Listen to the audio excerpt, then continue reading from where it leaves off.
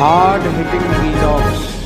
Hello दोस्तों, भाई कैसे ये दिल्ली सरकार में बैठे जो लोग हैं, अरविंद केजरीवाल, सत्येंद्र जैन और भाई आपका मनीष सिसोदिया और इनके जो भी भाई चेले चपाटे हैं और जितने भी इनके मालिशे भाई सारे के सारे इतना भ्रष्ट हो चुके हैं, इतना लूट के खा रहे हैं दिल्ली को कि जिसकी कोई हद नहीं है।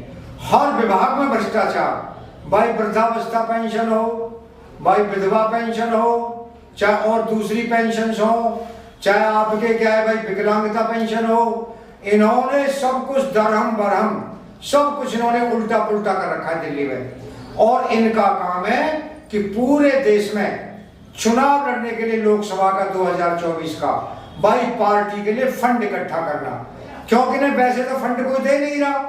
कोई इंडस्ट्रियलिस्ट होते हैं जो और दूसरे लोग होते हैं, उनसे तो फंड नहीं मिल नहीं रहा। अब इन्होंने क्या बताया भाई ऐसी नीतियां लाओ जिन नीतियों से कोई 200-400 करोड़ खाने का मौका मिले। और इसी को ध्यान में रखते हुए मनीष सिसोदिया, दिल्ली सरकार, अरविंद केजरीवाल ने भाई ये पॉलिसी बनाई थी दारू वाली। तो इस दारू वाली पॉलिसी में 144 करोड़ रुपए का घाटा तो बिल्कुल एकदम साफ साफ दिखाई दे रहा है। और क्या बताते भाई अपने को, कट्टर ईमानदार। भाई ये तो मेरी यूं समझ में नहीं आती कि भाई ये ईमानदार और कट्टर ईमानदार क्या होता है। ईमानदार नहीं ईमानदार होता है कि भाई जो बेईमानी ना करे वो ईमानदार। इसमें कट्टर लगाने से क्या हो जाता है? कट्टर ईमानदार और ईमानदार में कोई फर्क होता है क्या? ईमानदार है ईमानदार। अगर ईमानदारी में रत्ती भर भी बेईमानी होती है तो वो आदमी फिर ईमानदार नहीं होता। तो ईमानदार और कट्टर ईमानदार का क्या मतलब है, ये मेरी समझ में नहीं आई। इससे ही आपको पता होना चाहिए, इससे ही आपको क्या होना चाहिए, संदेह पैदा होना चाहिए कि ईमानदार के आगे कट्टर शब्द क्यों लगा देते हैं। इससे ही पता चल रहा है ये जनता को बिलफ देने के लिए, जनता को बहकाने के लिए कि भाई इसमें कट्टर लगा दो। हर चीज में इनका कट्टर है।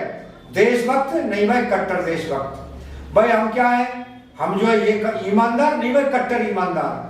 राष्ट्रभक्त भाई, कट्टर राष्ट्रभक्त। हर चीज में कट्टर लगा देते हैं। इसका मतलब हो गया कि इनके मन में जरूर कहीं ना कहीं खोट है और ये जनता को बेवकूफ बनाने का काम कर रहे हैं। भाई ये शराब पॉलिसी आई थी, इसमें आप देख लें 2020-21 में जो फाइनेंशियल ईयर थी उसमें भाई कितना 500-700 करोड़ रुपए क्या हुआ, इकट्ठा हुआ एक्साइज ड्यूटी का।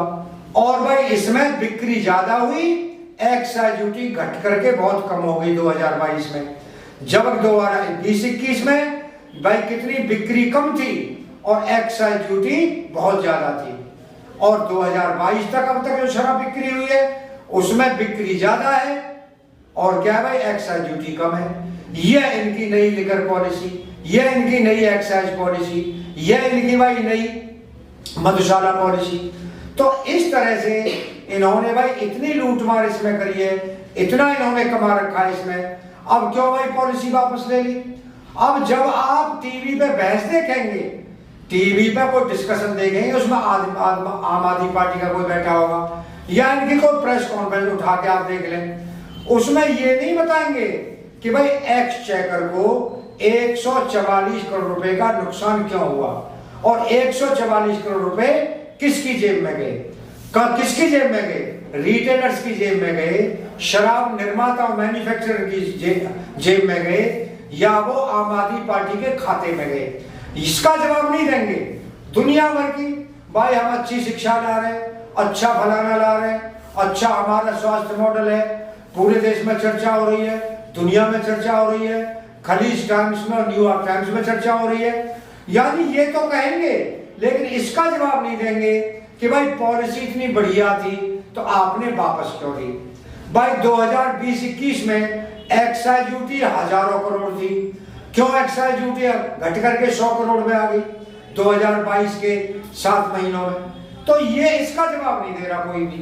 मतलब ऐसे ही इधर की मार उधर की मार, इधर भाग जा उधर भाग जा और दूसरों पे आरोप लगाने में सबसे आगे हैं। दोस्तों इस पार्टी ने पंजाब में भी सेम पॉलिसी इन्होंने लागू की, यही शराब पॉलिसी। वहां से 800-900 करोड़ रुपए आम आदमी पार्टी के खाते में आएंगे। कुछ प्राइवेट जेबों में जाएंगे, मंत्री है, संतरी है, एक्साइज कमिश्नर है और दूसरे सबऑर्डिनेट ऑफिसर्स हैं, उनकी जेब में जाएंगे। और कुछ भाई आम आदमी पार्टी के खाते में आएंगे, उसमें से हिस्सा होगा सबका अलग अलग। और कुछ पार्टी फंड में जमा होंगे, जिससे 2024 के ऑल इंडिया लेवल पर चुनाव लड़े जाएंगे। ये आम आदमी पार्टी ने भाई पॉलिसी बना रखी है। और खूब लूट मार हो रही भाई, हर डिपार्टमेंट में, पीडब्ल्यूडी हो, शिक्षा का विभाग हो, स्वास्थ्य का विभाग हो, एक्साइज वाला विभाग हो और दूसरे भाई दूसरे जो विभाग हैं जिसमें पब्लिक सेक्टर में मनी जाती है, सोशल सेक्टर में जहां से मनी जाती है, उसमें हो, सब में भाई भ्रष्टाचार चल रहा है। और नेता और भाई ब्यूरोक्रेसी, नौकरशाही और भाई एमएलए एमपी खूब इनके समय कमाने पर लगे हुए हैं। लेकिन क्या कहेंगे भाई, कट्टर ईमानदार। तो भाई ये हेरा फेरी और ये कट्टर ईमानदारी अब दुनिया देख चुकी है। अब पूरे भारत को पता चल चुका है कि आम आदमी पार्टी अब वो पार्टी नहीं रही, अब बिल्कुल सेम सारी पार्टियों की तरह ही है कि भाई खाओ, लूटो, मौज करो, ऐश करो। ऐसी पार्टी अब ये बन चुकी है। दोस्तों, अगर आपको वीडियो पसंद आया हो तो आप चैनल को सब्सक्राइब करें, वीडियो को लाइक करें, ज्यादा शेयर करें। आप लोगों का बहुत बहुत धन्यवाद। Thank you very much.